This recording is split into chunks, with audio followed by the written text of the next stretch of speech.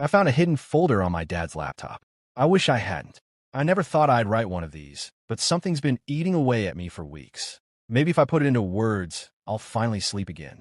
I, a 19-year-old male, live with my dad. My mom died when I was 6 in a car crash. At least, that's what I've always been told.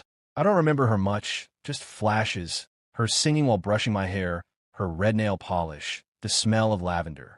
My dad has always been a bit off. Not abusive, just cold. Like a roommate who hates small talk. We never ate together. Birthdays were just another day. I got used to it. Until a few weeks ago.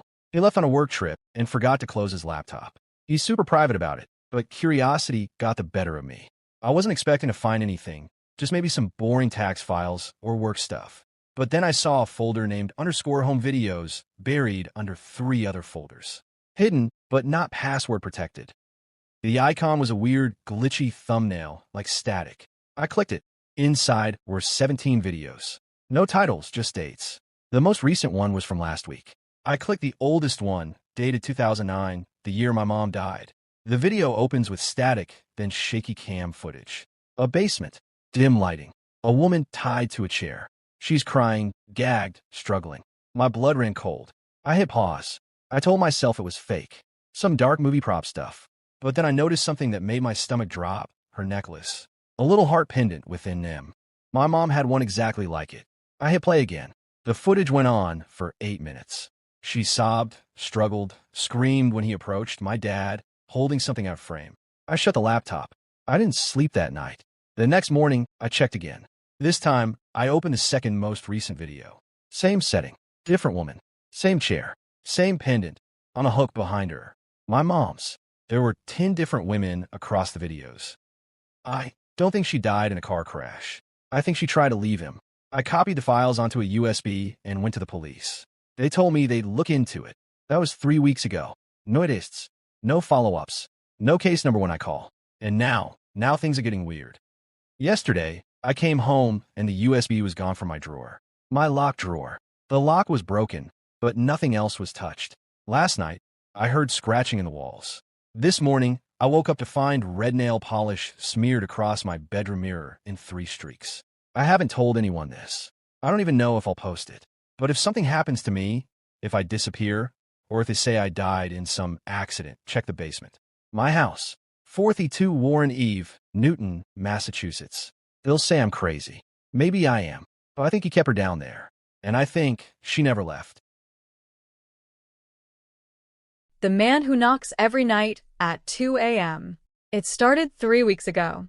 Every night, at exactly 2 a.m., there's a knock at my door. Always 3 knocks. Never more. I live alone in a small apartment on the 2nd floor. There's a building entrance downstairs. Nobody should be able to get to my front door without a key. The first time it happened, I looked through the peephole. No one was there. Same thing the second night. And the third. On the 5th night, I left my phone recording overnight, pointing at the door. At 2 a.m., the camera glitched just for a second, and when it came back, there was a man standing in front of the door. Not knocking, just standing there.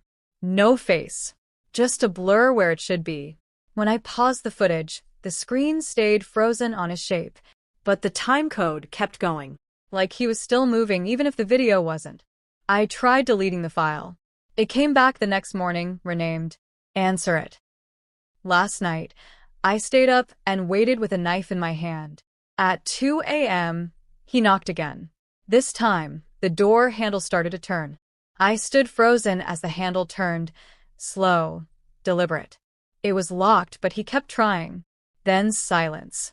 I looked through the peephole. He was still there. Only now he was holding something. My spare key, the one I lost over a year ago. He raised it and slid it into the lock. I slammed my weight against the door. The deadbolt held. After a few seconds, he stopped. Morning came. He was gone. But taped to my door was a note. Tomorrow, the bolt won't save you. The baby monitor isn't for the baby. We don't have kids. That's why the baby monitor in the attic freaked me out. We moved into this house 2 months ago. Old place, creaky floors, but cheap rent. The previous owner left behind random junk, tools, boxes, an old monitor with a tiny screen. I plugged it in out of curiosity last night. Static at first, then a faint image. A crib. Not ours. We don't have one. And a shape leaning over it. I thought maybe it was picking up a neighbor's feed, but when I looked closer, I saw something carved into the crib's headboard. Our last name. I ran upstairs to the attic. There was no crib, just dust and insulation. When I came back down, the monitor screen had changed. It showed my bedroom, and the crib was there now, in the corner under the window. The blankets moved. A pale hand slid out and gripped the railing. I unplugged the monitor, but when I turned around, the crib was still there, and something inside started to cry. The photo in my new phone. I bought a used phone from a pawn shop last week. It was cheap, in good shape, wiped clean, or so I thought. Last night, while scrolling through the gallery, I found one photo, a dimly lit bedroom, person asleep in bed. The camera angle was from the ceiling corner, like a security cam, but the details froze me. The blanket, the window, the lamp on the nightstand. It was my bedroom, and I was the one in the bed. I live alone. I checked the metadata, taken 2 nights ago at 3:42 a.m. I don't have any cameras in my room, and I definitely didn't take that photo. I wiped the phone again, smashed it with a hammer, and tossed it in the trash. When I woke up this morning, there was a brand new photo on my current phone. Same angle, same bed, but this time I'm not asleep. I'm looking straight at the camera. My doorbell camera caught me coming home, but I was already inside. I live alone in a small house with a doorbell camera. I check it every night before bed, habit from living in a rough neighborhood. Last night at 11:42 p.m., the notification popped up, motion detected, someone at your door. I opened the feed and saw myself, standing on the porch. Same jacket, same backpack, same exact clothes I was wearing at that moment. I thought it was a glitch, but the figure looked straight into the camera and smiled. Then it knocked. 3 slow knocks. I crept to the door with a knife in hand. Through the peephole, nothing. The porch was empty. I locked everything, heart pounding, and sat in the living room trying to calm down. Then my phone buzzed again. Motion detected. Living room. The feed switched. I saw myself walk past the couch and stop, staring directly into the camera. I slowly turned my head toward the couch. Empty. But then the feed showed my double raising a hand, holding my kitchen knife. It stepped closer to the camera and whispered, "You're not supposed to be here." The screen went black, and from the hallway behind me, I heard my own voice say, "Get out."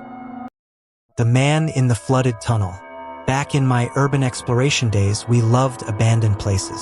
Old factories, forgotten tunnels, storm drains, anywhere off limits. Last month, we found a storm tunnel under the highway, supposedly sealed for decades. I went in alone first, flashlight and GoPro ready. Graffiti lined the walls. Water dripped from rusted pipes. About 200 meters in, I saw fresh footprints in the shallow water.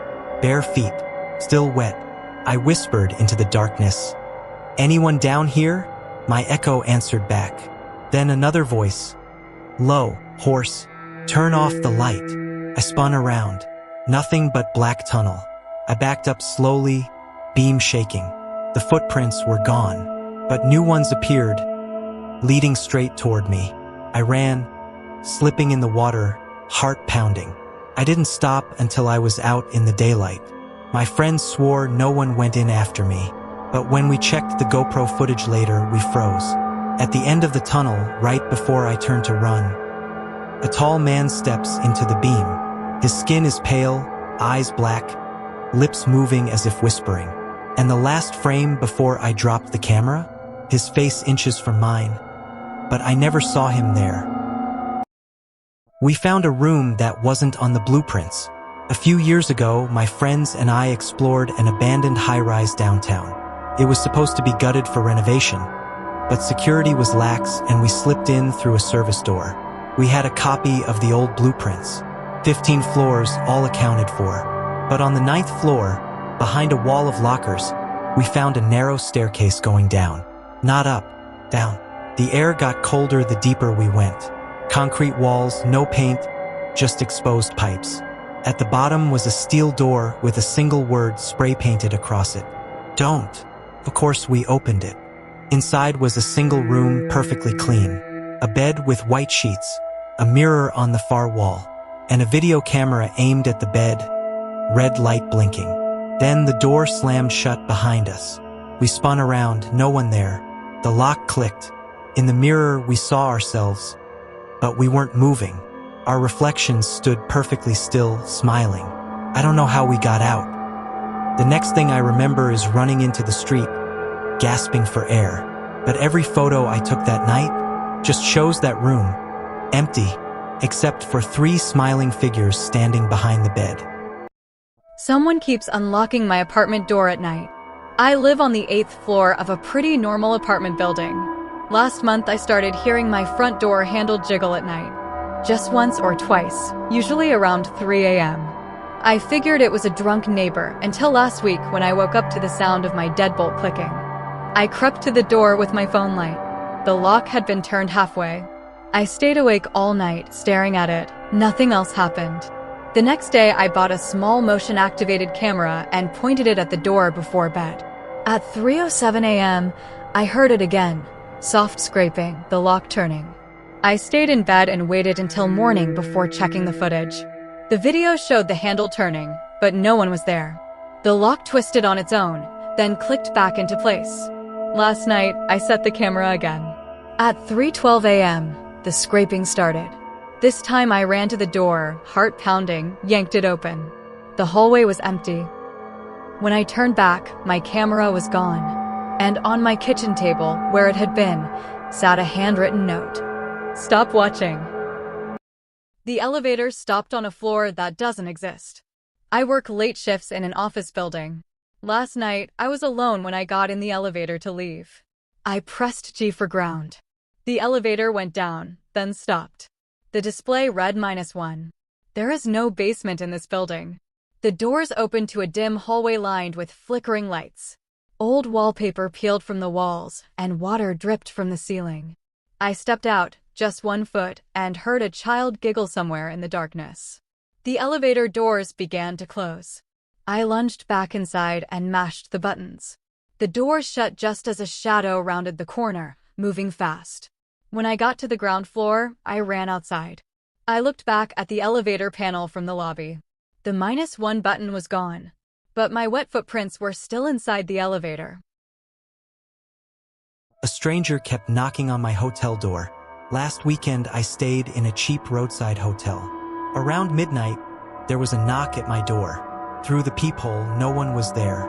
I ignored it. A minute later, another knock, this time softer, slower. Still no one in sight. I called the front desk. They said nobody was on my floor. They hadn't seen anyone come up the stairs. 2 a.m., the knocking came again. This time, I checked the peephole and saw a man standing there. His head tilted unnaturally, face pale, grinning too wide. I backed away from the door, heart racing. Then I heard him whisper through the door, "I can see you." I stayed frozen until morning. When I finally opened the door, there was no one in the hall, just a single sticky note on the carpet. Room 206 is next. My room was 205.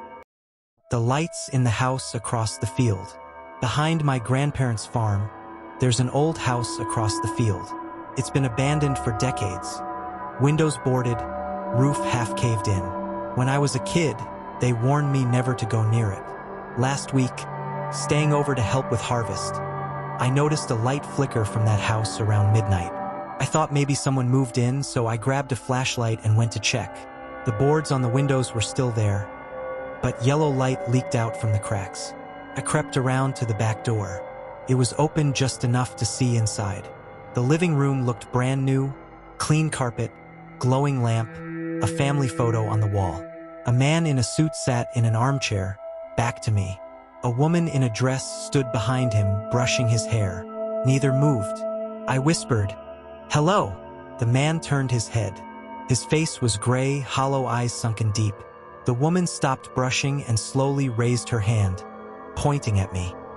I stumbled back into the field, tripping in the dirt. When I looked up, the house was dark again. Boards over the windows, door hanging off its hinges. I ran back to my grandparents' house. On the porch, there was a fresh family photo sitting on the steps. Me, the man,